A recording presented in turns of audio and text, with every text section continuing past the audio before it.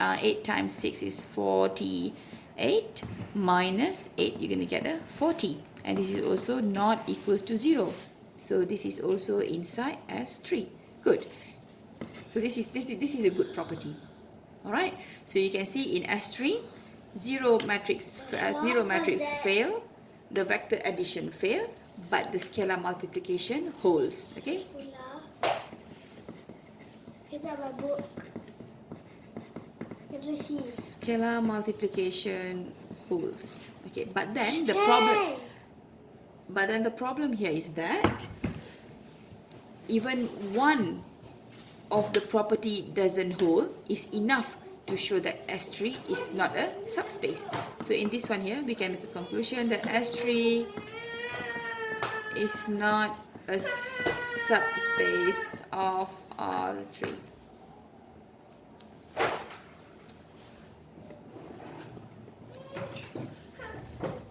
Alright, so that's it for the quiz. Alright, so I hope now you have a clear picture and a clear idea of how you check for subspaces. Okay, remember 3 properties. Okay, you have to check for addition, scalar multiplication, and also the zero vector. Alright. Okay, so now I think we can move on with our tutorial. And this is the 3rd page, and I can use this one here. Alright, so let's have a look at this one. The first, sorry, not the first. This is actually a continuation of the last week class. Okay, so number 53, it says that find the values of k such that a is singular. Okay, so by now, I hope each and every one of you are familiar with all these words. Okay, for number 53. So I hope you're familiar with all these terms here. So what is singular? Singular means that the determinant is equals to 0. On the other hand, non-singular implies that determinant is not equals to 0. Okay, so I have actually prepared the answer here. Okay, so let's have a look at this one. Okay, singular means determinant is equals to 0. Okay, so what I'm going to do is, this is the matrix given to me. So I'm going to calculate the determinant. So what is k minus 1 multiplied with k minus 2 and then minus with 6 equals to 0. So upon simplifying, I get this one here, k squared minus 3k minus 4 equals to 0. And okay, I'm going to use this table here manually, but I know you guys are just going to chuck this into your calculator and check for the answers, right? So you're going to end up still getting the same answer, which is k equals to 4. And also k equals to -1, right? And for number 54 until 56, the answer is given by this one here. So you can check and compare with your answers, right? Okay, so we are done with 53 until 56. Let's have a look at 57. Okay, so I have actually sketched the answer for 57 here. But the thing is that what I did here is, I actually twisted the statement of the question, but they actually imply the same thing. Okay, so let A and B be two n by n matrices. So n by n matrices here again means that we are dealing with square matrices, which means that, for example, 2 by 2, 3 by 3, 4 by 4, and so on. Okay, so the question here wants you to show that proof that if AB, the product of AB is invertible, then B is also invertible. All right, so let's see the proof here. So the question the trick in answering this kind of question is always going back to the question itself on what we know and what we need to show. So this part here is we know, okay, and this part here is we want to show. Okay, so we're going to always start from what we know and we're going to show what we need to show here. All right, so we know that AB is invertible, right? Because it's given in the question. So what does it mean? What does it mean by invertible? So let's go back to the definition of a matrix being invertible. So this is actually the general definition, okay? The general definition that I got from the book. So it says that n by n matrix A is invertible if there exists a matrix C such that if you multiply AC or you multiply CA, they are equal. They're going to be equal to the identity matrix. Okay, so it means that this matrix C here is actually the inverse of matrix A. So A you multiply with the inverse, you're going to get the identity matrix. Alright, so this is the general definition. So now what we're going to do is, we're going to match this definition here with our question. Because in our question, we are given AB is invertible. But in the definition, they just write here A is invertible. Okay, so we're going to match this definition with what we are given in the question here. Okay, so we're going to alter the definition. We're going to alter the definition to match this AB. Alright, so instead of A now, I'm going to change all this A here into AB because this is what given in the question. Okay, so n by n matrix AB is invertible if there exists a matrix C, okay, such that, so all this A here, I'm gonna sub with AB.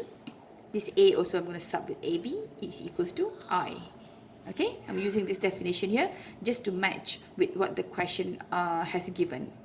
Okay, so now back to the question, what we have to show. We have to show that B is invertible. Okay, back to the question, what we know and what we need to show. We need to show that B is invertible. Alright? Okay, so what does it mean by B being invertible? Okay, B invertible is also going to go back to the same definition here. But now, instead of A, we're going to sub this A with B by using the same definition. Okay? So B is invertible implies that there is an n by n matrix B. Instead of A, now I have a B here because I want to match with my question. Is invertible if there exists a matrix D. I cannot use the same matrix C here, so I'm going to use a different alphabet D, such that B times D equals to D times B is equals to I. Okay, you see in the original definition, I use A and C. So AC equals to CA equals to I. But in this this definition here, I'm using B. So I'm using BD. So BD is equals to DB is equals to I. Alright. Okay, so now we have figured out what we know here implies, and also what we need to show here implies by using these two definitions. Okay, so now what I'm going to do is I'm going to use these two definitions here, this one and this one. Girl, do you have a highlighter? Can I borrow your highlighter, girl? What's highlighter? Color pencil. Can you give me that color pencil, please? Any color. Any color. Maybe the green one? Quick. Alright. Thank you. Okay, so I have this. This is actually what I know. Okay? And I also have this. And this is what actually I need to show. So what I'm going to do is, I'm going to work with what I know and show what I need to show here. Alright? Okay, so we're going to start from here. So we have AB multiplied with C equals to C multiplied with AB equals to I. So what I'm going to do is, I'm just going to work with this part, okay, because they are the same. This is the same as this, they are the same as this one here, alright? So I'm just going to concentrate on the back part here. So what I'm going to do is, now I'm going to rearrange this, okay? So I am not allowed to commute them. Why am I not allowed to commute them? Because we have seen in our matrix lecture that the product of AB is not equal to the product of BA, because matrices are not commutative, alright? So I'm not allowed to just simply swap the position of this one. But what I can do is, I can use the associative property. Okay, so this is what given to me. So what I'm going to do is, I'm going to use the associative property here to remove the brackets. So I have these brackets here, I want to remove them. Okay, so what I'm going to get here is that now the bracket here is at AB and also at C. So now what I'm going to do is, I'm going to combine CA and leave B alone by itself, right? So now I'm going to have, based on associative property, I'm going to have now CA multiply with this matrix B equals to I. Okay, why? Why did I do this step from here to here? Why? Because I want to match with what I want to show. Because remember, this is what I want to show. I want to show that there is a B matrix here, and then there's another matrix here. Where I multiply these two matrices, I'm going to get identity. Okay, so now, so why? Because we want to match this with what we want to show. So what we want to show? We want to show this, that BD is equals to DB is equals to I. Okay, so let's just concentrate on the back part here. Alright, so now if you compare this one with this one, how does it differ, this one and this one? B, you have a B here, identity, you have an identity here, and you have the CA equals to D. So that implies that D is equals to CA. Alright, so you can now sub this CA here with the alphabet D. So what will you have here? From here, you're going to have that because this CA is equals to D. Now you're going to have DB equals to identity. So you have DB equals to identity. So what is this actually? This one here, if you go back to the question, it says that there exists a matrix D such that DB is equals to identity. This implies that matrix B is invertible. Okay, matrix B here is invertible because there is a matrix D. So B have to be invertible because D multiplied with the inverse of it. Invertible here means that you can find the inverse. Okay, invertible means that you can find the inverse. So B have to be invertible. Then only D multiplied with the inverse, you're going to get the identity. Okay, so this is how you prove this question.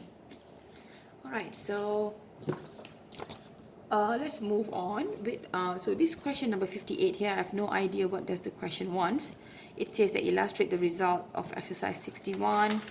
I can't even match the definition given in 61 with this matrix here, so I'm just going to drop this question here, right?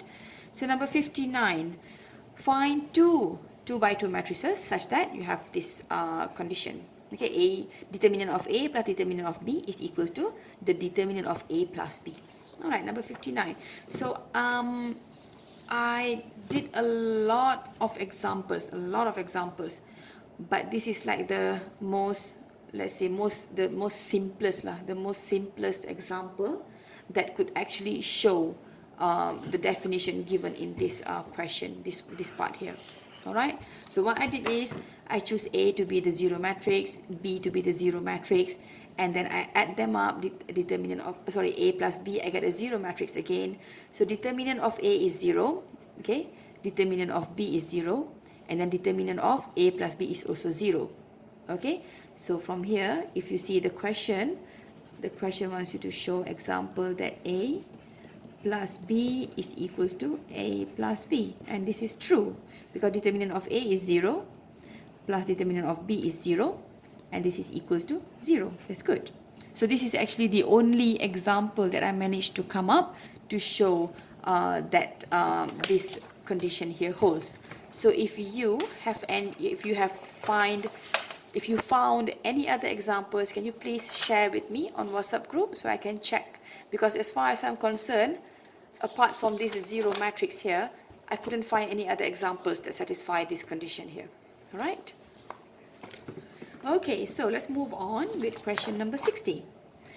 So question number 60 says that let A and B be n by n matrices such that AB is singular. So what does it mean? AB is singular? Singular here means that determinant is equals to 0. Okay?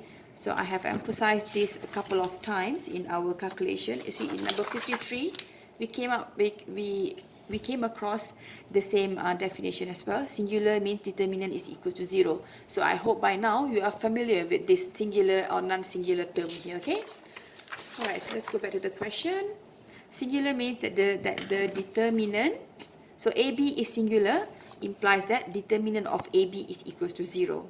Okay. So if determinant of AB is equals to 0, you see determinant of AB we can write as determinant of A multiply determinant of B. The question wants you to show that if AB is singular, prove that either A or B is singular. Okay? So if you have determinant of AB equals to determinant of A multiply with determinant of B, what does it imply? So if this determinant of AB is equals to 0 because it is a singular matrix, okay, so it's going to be a 0. So what happens to this part here? This part here implies that determinant of A multiply determinant of B is going to be equals to 0. Okay, so if you multiply two things and they are equals to 0, what does it mean? You see, for example, I've come up with these examples here. 1 times 0 is also equals to 0. 0 times 1 is also equals to 0. 0 times 0 is also equals to 0. Okay, you see this part is actually the determinant of AB, and this part here is actually the determinant of A multiply determinant of B. Just give me a minute. I think my baby is crying. Hey girl, can you go and tell Abuji baby is crying, please? Faster, faster, faster. Go tell Abuji baby is crying, go. Faster now. Go tell Abuji. Tell Abuji baby is crying. Okay, so so it means that determinant of B can be 0, determinant of A can be 0, or you also have a choice where determinant of A and determinant of B are 0. Okay, so what does it imply? From the first choice here implies that A is singular. From the second choice here imply that B is singular. Okay, and the third choice here implies that A and B are both singular. Okay, so that's how you prove that part. Okay, so now let's have a look at the last question, number 61. Okay, number 61, let A be n by n matrix in which the entries of each row add up to 0. Okay, entries of each row add up to 0. Find determinant of A. Alright, so I have tried to figure out this one here. So, if the entries in each row of n by n matrix A add up to 0, then the determinant of matrix A is 0. Right, which means that determinant of matrix A is equal to 0. Alright, so let's see how do we prove this one here. Okay, let's say I'm going to work with a 3 by 3 matrix. Okay, it can be a 4 by 4, it can be a 5 by 5, it doesn't matter. But in this particular example here, I'm going to work with a 3 by 3 matrix. Okay, so let's say I have a matrix A, which is a 3 by 3 matrix, and then I have X here, which is a 3 by 1 matrix. Alright, because we have 3 rows and 1 column. Okay, so consider the product of AX. So I'm going to multiply A and X. So this is how I multiply A and X. I'm going to put the X up here. I'm going to put the matrix A here. I'm going to do this multiplication. Okay, so how do I get the first point here? So I'm going to have basically 3 points. So the first point is going to be A1 multiplied with 1, you get A1, plus A2 multiplied with 1, you get A2, plus A3 multiplied with 1, you get A3. Same goes to this one, you get B1 plus B2 plus B3, and the third one you get C1 plus C2 plus C3. Okay, since the entries of each row of n by n matrix A add up to 0, why? Because it's given in the question. It says that entries in each row of n by n matrix A add up to 0. Okay, so since the entries of each row of n by n matrix add up to 0, then AX is equals to 0. Okay, therefore the system AX equals to 0 has a non-trivial solution. Okay, so if you still remember, how many type of solutions do we have for a matrix? We have this one here, it's going to be no solution, because we're going to have a 0 equals to a number. That's not true. Alright, and this is going to give you infinitely many solutions, and this one here is going to give you a unique solution. Alright, so we have to compare this with what we have here, AX equals to 0. Alright, so what does it mean by non-trivial solution? Non-trivial solution here means that apart from 0, 0, 0. So basically, let me just write it down somewhere. What is trivial? Trivial solution means 0, 0, 0. Okay, so what we want here is a non-trivial solution. Alright, so it means that we don't want this one, and we don't want this one. We are only concentrating on this one here. Okay, so since a linear system AX is equals to 0 has trivial solution if and only if A is invertible, so we can say that A is not invertible. So if A is not invertible, then determinant of A is equals to 0. Right, so this is all going back to the definition of singular, invertible, determinant, and so on. Okay, so singular implies that determinant of A is equals to 0, and it implies that A is not invertible. So I hope by now you have this in your mind. Alright? Okay.